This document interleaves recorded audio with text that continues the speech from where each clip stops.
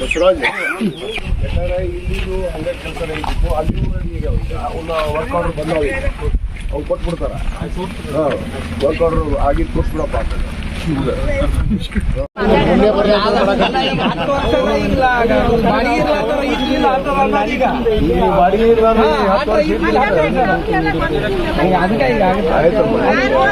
Sir ಅವ್ರವ್ರ plot ಅಲ್ಲೆಲ್ಲೇ ಇದ್ದು sir. ಅವು ಈಗ ಮತ್ತೆ ಅದಕ್ಕೆ ಕಿತ್ತು ಕೇಸ್ ಎಲ್ಲರೂ ಹೋಗೋದು ಬೇಡ ಅಂತ ಹೇಳಿ ಅವ್ರಿಗೆ ಅಲ್ಲಿ ಪ್ಲಾಟ್ ಕೊಟ್ಟಿದ್ರು ಸರ್.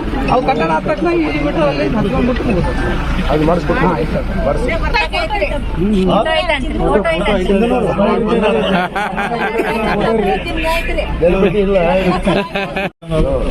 ಅದಕ್ಕೆ ಇದೊಂದು ಪಾಪ ಅವ್ರಿಗೆ ಒಂದು ಅವಕಾಶ ಐತಿ, ಎಲ್ಲ ಮಾಡೀವಿ ಕಟ್ ಕೊಟ್ಬಿಡೋಣ ಪಾಪ. ಒಂದು ಶಾಂತಿ ನಿಮ್ದಿಂದ ಇರ್ತಾರ, ನಿನಗೂ ನೆನೆಸ್ತಾರ, ನಿನಗೂ ಒಳ್ಳೇದಾಗುತ್ತೆ, ದೇವ್ರು ಒಳ್ಳೇದು ಮಾಡ್ತಾರೆ. ಅದಕ್ಕೆ ಒಟ್ಟು ಹೇಳೋದು ಹೆಂಗೆ ಹೋದ್ರೆ 5 ತಿಂಗಳು ಟಾರ್ಗೆಟ್ ಇತ್ತು. 9 ಅಲ್ಲಿದ್ದು ಐತೆ ಸರ್. ಯಾವ ಕಡೆ ಅವರು ಇಮಿಡಿಯೇಟ್ ಫಾಲೋಅಪ್ ಮಾಡಿರಿ. ಅದು ಡಿಕ್ಲೇರ್ ಆಗಿದ್ದರೆ ನಾನು ತೊಗೊಂಡ್ಕೊಡಿ ಇಮಿಡಿಯೇಟ್. ಅದನ್ನ ಈಗ ನೀವು 2 ಕ್ಯಾಬಿನೆಟ್ನಾಗ ಇರಿಸಿ ಅಪ್ರೂವಲ್ ಮಾಡಿಸಿ. ಯಾವುದು 36 ಕೋಟಿ 24/7 32 ಕೋಟಿ ರೂಪಾಯಿ ಯುಜಿಡಿ ಮಾಡಿಸಿದ್ವಿ. ನಿಮ್ಮದು 36 ಕೋಟಿ ರೂಪಾಯಿ 24/7 ಮಾಡಿಸಿನಿ. ಅದಾಗೈತಿ. ಇದೊಂದು ತೊಗೊಂಡ್ಬಿಡ್ರಿ, ಇದೊಂದು ಮಾಡಿಸ್ಕೊಡ್ರಿ. ಆಯ್ತು ಕೆಲಸ. ನಿಮ್ಮದು 36 ಕೋಟಿ ಮಂಜೂರಾತಿ ಆತ. 24 ತಾಸು ನೀರು ಹೆಚ್ಚುವರಿ ಏನು ನಳಗಳಾಗಿದ್ವಲ್ಲ ಅವಕ್ಕೆಲ್ಲವಕ್ಕೂ ಕರೆಕ್ಟಾಗಿ ಕೊಡ್ಬೇಕಲ್ಲ. ಜನಸಂಖ್ಯೆ ಜಾಸ್ತಿ ಆಗೈತಿ. 2014 ಮಾಡಿದ್ದು ನಾನು. ಮತ್ತು 24-25 ಏನಾದ್ರು ನಾನು ಮಾಡವ. ಈಗ ಅದನ್ನ ಮಾಡಕತ್ತೀನಿ. ಈಗ ಅದಕ್ಕೆ ಬಂದೀನಿ. ಈಗ ಅದಲ್ಲ ಈಗ ಬಂದೀನಿ, ಅದಕ್ಕೆ ಬಂದೀನಿ. ನಿಮ್ಮ ಆಶೀರ್ವಾದ ಇದ್ರು ನಾನು ಗೆಲ್ಸಿರಿ. ಅದಕ್ಕೆ ಮಾಡಕ್ಕೆ ಬಂದೀನಿ ಕೆಲಸ. ಏನು ಇಲ್ಲಮ್ಮ ಒಳ್ಳೆ ಇಷ್ಟು ತೆಗಿಸಿ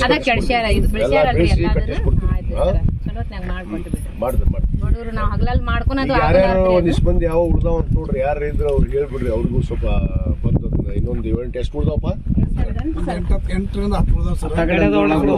ಅವ್ರಿಗೆ ಯಾರು ನೋಡ್ರಿ ಅವ್ರು ಇಲ್ಲಿ ಇದ್ರ ಸರಿ. 188 ಸಬ್ಸೆಂಡ್ ಆಗೈತೆ ಅಂತ ತಹಸೀಲ್ದಾರ್ ಆಫೀಸ್ಗೆ ಹೋಗಿ ಬರಾಕೊಂತೀರಿ. ಚಾಲೂನ ಮಾಡ್ಕೊಡೋಲ್ರಿ.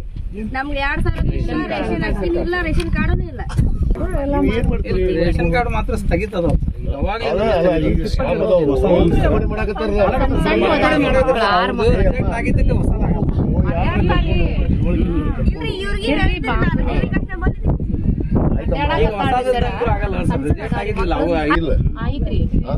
ಐತಿಲ್ಲಮ್ಮ ಮತ್ತೆ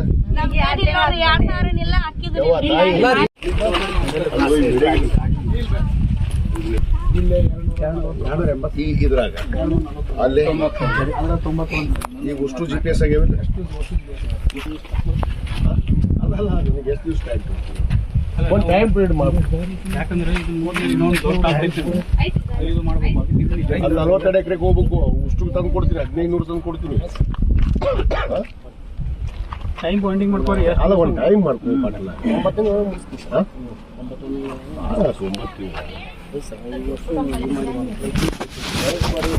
9 ಹಚ್ಚಿದ್ರೆ ಆ ತಿಂಗಳು ಮುಗಿಸ್ಬೋದು. ಅಲ್ಲ ಅವಾಗ ಆಗಿತ್ತು. ಈಗ ಅದು ಇಳಕಲ್ ನಗರದ SRK ಬಡಾವಣೆ, ಲಿಂಗೈಕ್ಯ SR ಕಾಶ್ಯಪ್ ಅವರ ಬಡಾವಣೆ ಅಂತೇಳಿ ಹಿಂದಿನ ನಮ್ಮ 2017-18 ನಮ್ಮ ನಗರಸಭೆಯವರು ಈ ಒಂದು ಏನು ಬಡಾವಣೆಯನ್ನು ಇವತ್ತು ನೇಮಕ ಮಾಡಿದರು. ಈ ಹಿಂದೆ ನಮ್ಮ ತಾಯಿಯವರು ಶಾಸಕರಿದ್ದಾಗ 11 ಎಕರೆ ಭೂಮಿಯನ್ನು ನಾವು ಆಶ್ರಯ ಯೋಜನೆಗಾಗಿ ಬಡವರಿಗಾಗಿ ಇವತ್ತು ನಾವು ಮನೆಗಳನ್ನು ಕಟ್ಟಿಕೊಡ್ಬೇಕು, ಅವ್ರಿಗೆ ನಿವೇಶನ ಕೊಟ್ಟು ಮನೆಗಳನ್ನು ಕಟ್ಟಬೇಕು ಅನ್ನೋ ಒಂದು ಉದ್ದೇಶದಿಂದ ಇವತ್ತು ನಾವು 2002-3ರಲ್ಲಿ ಈ ಭೂಮಿಯನ್ನು ನಾವು ರಾಜೀವ್ ಗಾಂಧಿ ವಸತಿ ನಿಗಮದಿಂದ ಖರೀದಿಯನ್ನು ಮಾಡಿದ್ವಿ. ಇಲ್ಲಿ ಸುಮಾರು 334 ಏನು ಪ್ಲಾಟ್ಗಳನ್ನು ಮಾಡಿ ಆ ಬಡವರಿಗೆ ನಾವು ಹಕ್ಕುಪತ್ರ ಕೂಡ ನನ್ನ ಅಧಿಕಾರದ ಅವಧಿಯಲ್ಲಿ ನಾನು ವಿತರಣೆಯನ್ನು ಮಾಡಿದ್ದೆ.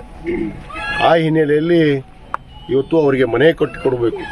ಯಾಕಂದರೆ ನಿವೇಶನ ಇದೆ, ಪಾಪ ಭಾಳಷ್ಟು ಬಡವರು ಮನೆ ಕಟ್ಕೊಳ್ಳೋಕ್ಕಾಗೋದಿಲ್ಲ. ಅಂಥ ಪರಿಸ್ಥಿತಿಯಲ್ಲಿರುವಂಥ ಆ ಬಡವರಿಗೆ BPL ಕಾರ್ಡ್ನಲ್ಲಿ ಬಿಲೋ ಪೋವರ್ಟಿ ಲೈನ್ ಕೆಳಗಡೆ ಇರುವಂಥವ್ರಿಗೆ ಏನು ನಮ್ಮ ರಾಜೀವ್ ಗಾಂಧಿ ವಸತಿ ನಿಗಮದಲ್ಲಿ ಅವಕಾಶಗಳಿದ್ದಾವೆ. ಆ ಒಂದು ಅವಕಾಶವನ್ನು ಅವ್ರಿಗೆ ಒದಗಿಸೋಕ್ಕೋಸ್ಕರ ಈಗಾಗಲೇ ನಾನು ಮತ್ತೆ 2023ರಲ್ಲಿ ಶಾಸಕನಾದ ಮೇಲೆ ಅವ್ರಿಗೆ ಈಗಾಗಲೇ ಹಿಂದಿನ ಸರ್ಕಾರದಲ್ಲೇ ಹಿಂದಿನ ಅವಧಿಯಲ್ಲೇ ನಾನು ಮಂಜೂರಾತಿಯನ್ನು ಮಾಡಿದ್ದೆ. ನಮ್ಮ SM ಪಾಟೀಲ್ ಅಂತ ಹೇಳಿ ಗುತ್ತಿಗೆದಾರರು ಕಾರ್ಯವನ್ನು ಕೂಡ ಪ್ರಾರಂಭ ಮಾಡಿದ್ರು. ಮನೆಗಳನ್ನು ನೋಡ್ತಾ ಇದ್ದೀರಿ ಕಾಣ್ತಿದೆ. ಅಲ್ಲಿ ಆ ಮನೆಗಳನ್ನು ನಿರ್ಮಾಣ ಮಾಡುವಂಥದ್ದಲ್ಲಿ 2018ರಲ್ಲಿ ಏನು ಗೆದ್ದಂಥ ಸನ್ಮಾನ್ಯ ದೊಡ್ಡನಗೌಡ ಪಾಟೀಲ್ ಅವರು ಆ ಮನೆಗಳನ್ನು ನಿಲ್ಲಿಸಿದ್ರು. ಕಟ್ಟಡ ಮಾಡುವಂಥ ಬಡವರು ಮನೆಗಳನ್ನು ನಿಲ್ಲಿಸಿದ್ರು, ಉದ್ದೇಶಪೂರ್ವಕವಾಗಿ ನಿಲ್ಲಿಸಿದ್ರು. 2023ವರೆಗೂ ಕಟ್ಟಡ ಮಾಡಲಿಲ್ಲ. ನಾವು ಅನೇಕ ಹೋರಾಟ ಮಾಡಿದ್ವಿ ಇವ್ರ ಪರವಾಗಿ.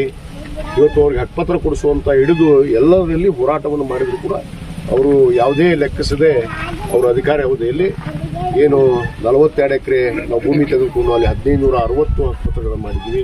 ಇಲ್ಲಿ 334 ಹಕ್ಕುಪತ್ರಗಳನ್ನು ಮಾಡಿದ್ವಿ. ಮತ್ತು ಗುರ್ಲಿಂಗಪ್ಪ ಕಾಲನಿಯಲ್ಲಿ ಸುಮಾರು 184 ಹಕ್ಕುಪತ್ರಗಳನ್ನು ನಾವು ವಿತರಣೆ ಮಾಡಿದ್ವಿ. ಇವನ್ನೆಲ್ಲವನ್ನು ಸ್ಥಗಿತಗೊಳಿಸಿದ್ರು. ಆ ಒಂದು ನಿಟ್ಟಿನಲ್ಲಿ ಇವತ್ತು ಜನರ ಆಶೀರ್ವಾದ ನಾನು ಏನು ಅಧಿಕಾರಕ್ಕೆ ಬಂದಿದ್ದೀನಿ ಅವರಿಗೆ ನಿವೇಶನ ನಾನೇ ಕೊಟ್ಟಿದ್ದೆ. ಇವತ್ತು ಮನೆ ಕಟ್ಟಿಕೊಡೋದಕ್ಕೆ ಈಗಾಗಲೇ ಸರ್ಕಾರ ಸುಮಾರು 1,000 ಮನೆಗಳಲ್ಲಿ ಇವತ್ತು ರಾಜೀವ್ ಗಾಂಧಿ ವಸತಿ ನಿಗಮ ಮಂಜೂರಾತಿ ಮಾಡಿದೆ.